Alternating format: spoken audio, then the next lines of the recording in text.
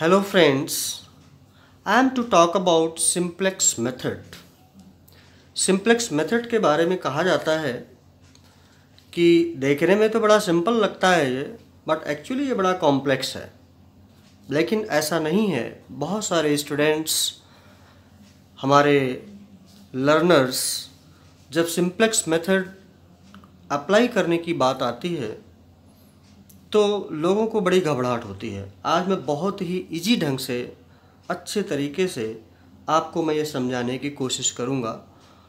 Simplex method, जैसा कि हम जानते हैं, it is a most powerful technique of solving any linear programming problem. ये हम मान लेते हैं कि आपको मैथमेटिकल फार्मूलेशन क्लियरली पता है। And let us take an example which is mathematically formulated here. Normally इस टाइप से आपको एग्जाम्पल मिलेंगे। Say this is a case of maximisation wherein maximum z is equal to 6x1 plus 11x2, that is the objective function। आपको पता है कि objective function decision variables के साथ में एक लीनियर मैथमेटिकल रिलेशनशिप में होता है। कॉन्स्टेंट्स दिए हुए रहते हैं, जो कि हमारे कॉन्स्टेंट्स जो होते हैं वो भी इनइक्वालिटीज के फॉर्म में एक्सप्रेस किए जाते हैं linearly. So here two constants are given, say 2x1 plus x2 is less than or equal to 104 and x1 plus x2 2x2 is less than or equal to 76, and alternative solutions are also given that x1 and x2 greater than or equal to 0। अब ये pure maximisation की problem है, ये mixed problem नहीं है। Maximisation के लिए हमेशा जो इनइक्वालिटीज होती हैं वो लेस देन और इक्वल टू टाइप की होती हैं। अब हमें ये अगर सिंप्लेक्स मेथड से इसको सॉल्व करना है तो सबसे पहला स्टेप हमें चेक करना होगा कि क्या ये there are two rules to be satisfied. One, that right hand side of all the inequalities should be positive. तो इस केस में यहाँ दोनों पॉजिटिव हैं। दूसरा, no variable should be unrestricted in sign. Unrestricted in sign like variables here are x1 and x2। तो x1 और x2 दोनों अनरिस्ट्रिक्टेड नहीं है, ग्रेटर देन और इक्वल टू 0 हैं। अगर अनरिस्ट्रिक्टेड होता है तो वो हम पहले रिस्ट्रिक्शंस हटा के तब सॉल्व करते हैं। अब हम क्या करेंगे, यहाँ पर हम स्लैक, सरप्लस और आर्टिफिशियल वेरिएबल्स इंट्रोड्यूस करेंगे। जितने भी हमारे इनइक्वालिटीज लेस देन और इक्वल टू टाइप की होती हैं उसमें हम केवल स्लैक वेरिएबल पॉजिटिव साइन के साथ इंट्रोड्यूस करते हैं। Now the question is what is slack variable. So basically slack variable is the total resource minus used resource, that is unused resource. इसका मतलब जैसे ये इनइक्वालिटी है, से for example 2x1 plus x2 is less than or equal to 104। So we need to treat it as equation. अब अगर equation की form में हम लिखें, इसका मतलब कि if something is added on this side that is basically this slack variable, तो ये इस बराबर हो जाएगा। और स्लैक वेरिएबल्स को ही इंट्रोड्यूस कर हम इसको स्पेशली अरेंज्ड मैनर में लिखते हैं, जिसमें कि अगर आप देखें दो स्लैक वेरिएबल्स यहाँ इंट्रोड्यूस होंगे तो हम यहाँ पर इसको दोबारा लिख सकते हैं। Maximum z is equal to 6x1 plus 11x2, और स्लैक वेरिएबल्स को भी हम ऑब्जेक्टिव फंक्शन में लिखते हैं जीरो कंट्रीब्यूशन के साथ, जिससे कि ऑब्जेक्टिव फंक्शन पर कोई फर्क ना पड़े। 0 s1 से for example s1 is slack variable for inequality 1 and s2 is slack variable for inequality 2। Subject to constants ये इसी तरीके से लिखा जाएगा। अब यहाँ पर इंट्रोड्यूस करते हैं हम 2x1 plus x2 plus s1। Symmetry के लिए हम S2 भी यहाँ पर जीरो कंट्रीब्यूशन के साथ लिख दें, जिससे कि हमें बाद में टेबल बनाने में आसानी हो। So 0s2 is equal to 104। In the same fashion x1 plus 2x2 plus 0s1, क्योंकि s1 इसका स्लैक वेरिएबल नहीं, लेकिन जीरो कंट्रीब्यूशन के साथ लिखने में कोई फ़र्क नहीं पड़ता है, plus s2 is equal to 76। और इनको हम हमारे अल्टरनेटिव सॉल्यूशंस में भी बहुत ही ध्यान देकर इसको हम ज़रूर लिखते हैं। अब ये हमारा स्पेशली अरेंज्ड हो गया। अब हम बनाएंगे इनिशियल बेसिक टेबल और इनिशियल टेबलो इनिशियल टेबल हम बनाएंगे इनको लेकर के। इनिशियल टेबल में नॉर्मली हमारे कुछ कॉलम्स होते हैं, जैसे प्रॉफिट कॉलम, उसके बाद में हम प्रोग्राम कॉलम रखते हैं, फिर हम कांस्टेंट कॉलम रखते हैं, and then we write real variables. So here real variables are x1, x2, then we write surplus, slack variable, surplus variable and artificial variables. In this case there are no artificial and surplus variables, only slack variables s1 and s2, and we also maintain a ratio column here to revise the table further if required, and we also write cj here at the top of constant. cj is basically per unit contribution of real variable at any point in time. तो ये जो objective function के हमारे coefficients हैं x1, x2 या इन variables के, हम direct इसको यहाँ लिख सकते हैं. सो x1 के ऊपर ठीक लिखेंगे हम x6, x2 के ऊपर 11, s1 एंड s2 के लिए 0 0. अब ये जो हमारा फर्स्ट इनइक्वालिटी जैसे हम लिखेंगे, तो सबसे पहले जो हमारे ऑब्जेक्टिव फंक्शन के में जो स्लैक वेरिएबल है 0 कंट्रीब्यूशन के साथ, शुरुआत में इनिशियल टेबल हम उसको यहाँ लिखेंगे 0 s1, and then constant term में राइट हैंड साइड की वैल्यू हम लिखेंगे 104, और यहाँ जो भी वेरिएबल्स हैं उसको लिखते जाएंगे. x1 का कंट्रीब्यूशन 2, x2 का 1, एंड s1 का 1 and s2 0. In the same fashion for second, so here it is 0, s2, 76 and 1, 2 and 0, 1. Now we will calculate ZJ. ZJ is basically हम कैलकुलेट करते हैं जो हमारे प्रॉफिट कॉलम के variables होते हैं, उनसे हम मैपिंग करा करके जो हमारे जितने भी रियल वेरिएबल्स और सरप्लस या स्लैक वेरिएबल्स हैं उनके कॉलम के करस्पॉन्डिंग कॉलम से के प्रोडक्ट को ऐड कर देते हैं. जैसे 0 into 2 plus 0 into 1 that is 0. Again 0 into x2 column, 0 into 1 that is 0 plus 0 into 2 that is 0. So 0. Here 0 into 1 0, 0 into 0 0, and in this fashion 0 into 0 plus 0 into 1 that is 0. Now this is per unit contribution at this point in time. Let us see now what is the improvement in per unit contribution. तो हम इसको ZJ minus CJ अगर हम निकालते हैं तो हमारा per unit contribution आ जाता है. सो 0 minus 6 that is 6, 0 minus 11 that is minus 11, 0 minus 0 is 0 0. Now this is giving you a solution. अब हमें चेक करना है कि क्या ये सोल्यूशन हमारा फिजिबल है कि नहीं है. तो फिजिबिलिटी के लिए ये हमारा रूल है कि अगर हम कोई भी कॉम्बिनेशन ले सकते हैं ZJ माइनस CJ, लाइक यहाँ पर ZJ माइनस से for example ZJ minus CJ अगर हमने पैटर्न लिया और हमारा मैक्सिमाइजेशन की प्रॉब्लम है, मान लीजिए मैक्सिमाइजेशन की प्रॉब्लम है, सो यहाँ पर हम लेंगे ZJ minus CJ should be all positive, यानी कि ZJ माइनस CJ की वैल्यू ऑल पॉजिटिव होंगी. अगर मान लीजिए हमारा मिनिमाइजेशन की प्रॉब्लम है ZJ माइनस CJ, अगर मिनिमाइजेशन की प्रॉब्लम है तो ZJ minus CJ all negative होनी चाहिए. अगर हम CJ माइनस ZJ लेंगे तो यहाँ नेगेटिव यहाँ पॉजिटिव होगा. खैर इस केस में ZJ माइनस CJ हम ले रहे हैं तो हमारी सारी ZJ माइनस CJ की वैल्यूज़ या तो 0 या पॉजिटिव होनी चाहिए. यहाँ पर ऐसा नहीं है, तो इसलिए हम की एलिमेंट निकालेंगे. What is key element? So key element is that element which is common to key row and key column. So the question is first find out what is key column. So key column is that column in which ZJ minus CJ is most negative. So minus 11 is here, this is most negative. So this column becomes key column. Now what we will do, we will divide constant column elements by corresponding key column elements. So and that ratio will be maintained here in ratio column.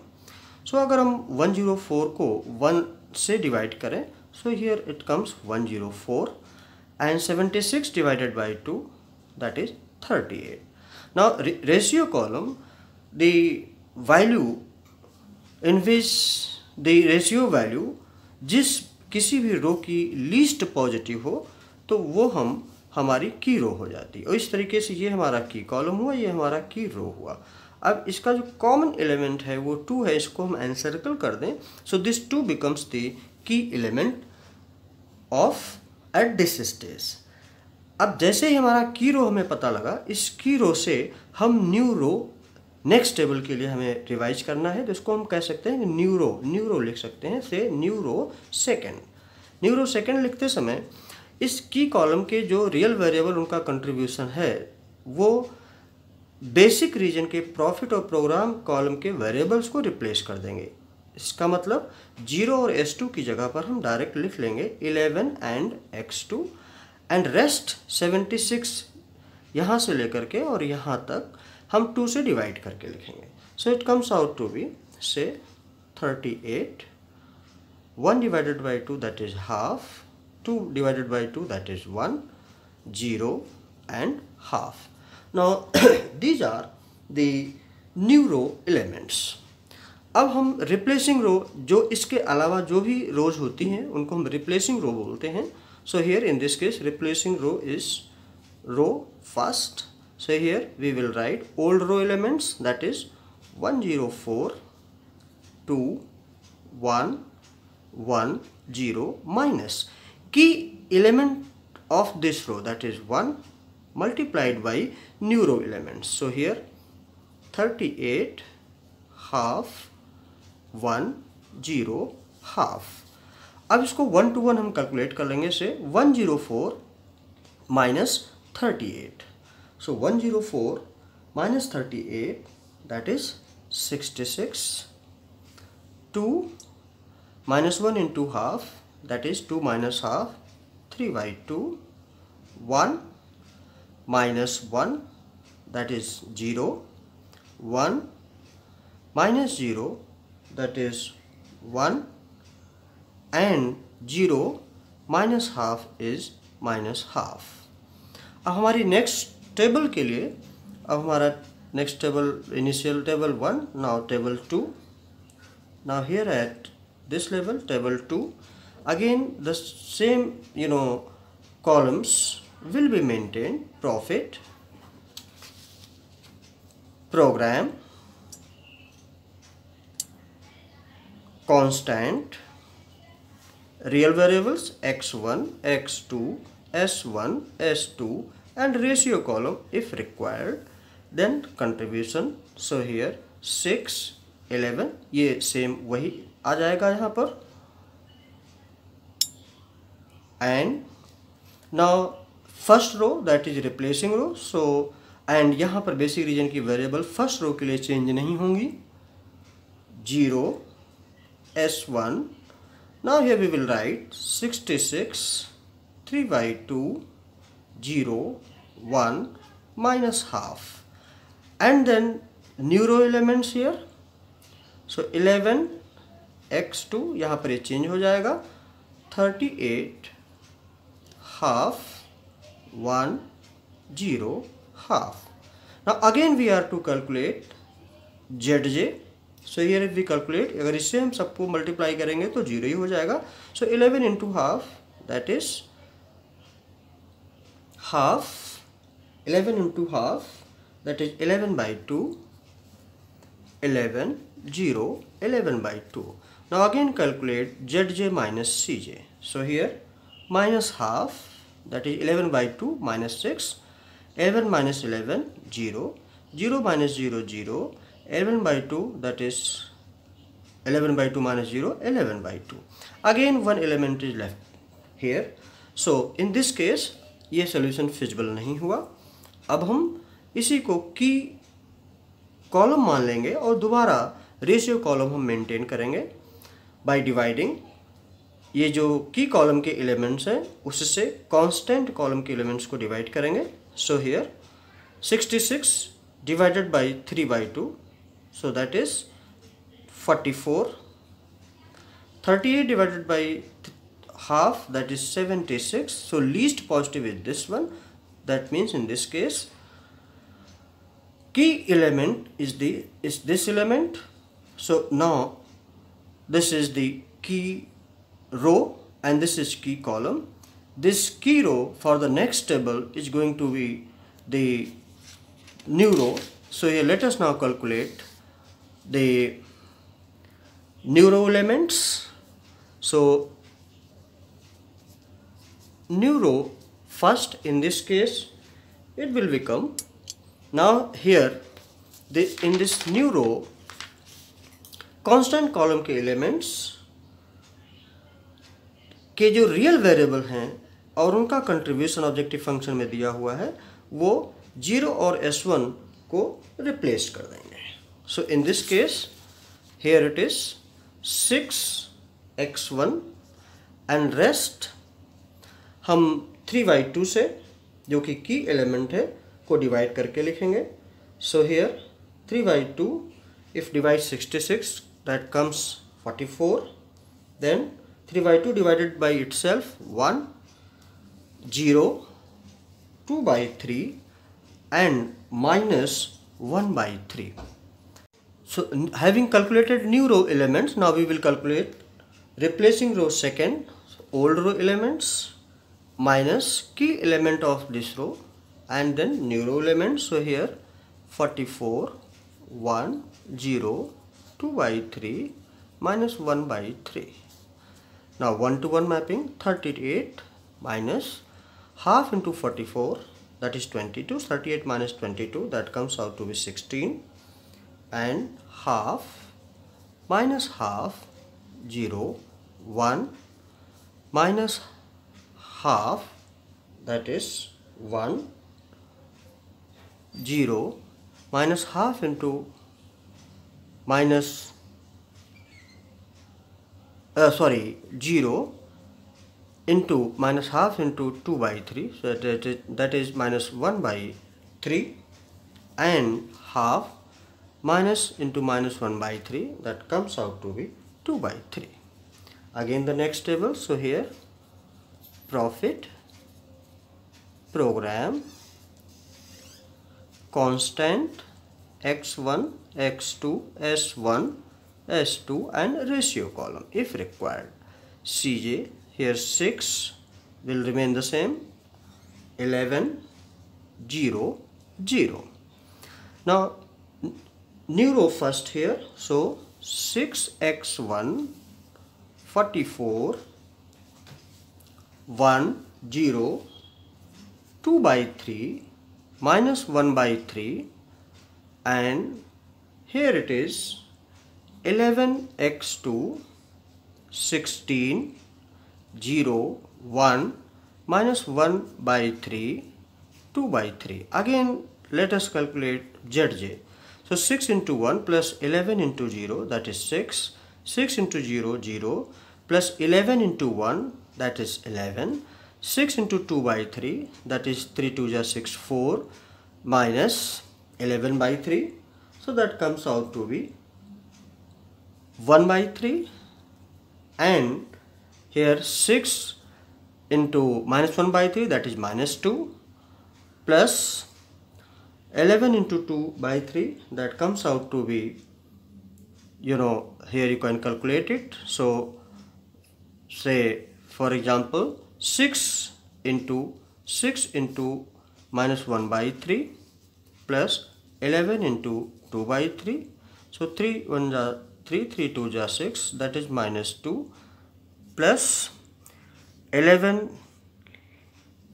22/3, so 3 2 ja 6, minus 6 plus 22/3, so that is 16/3. So here it is 16/3.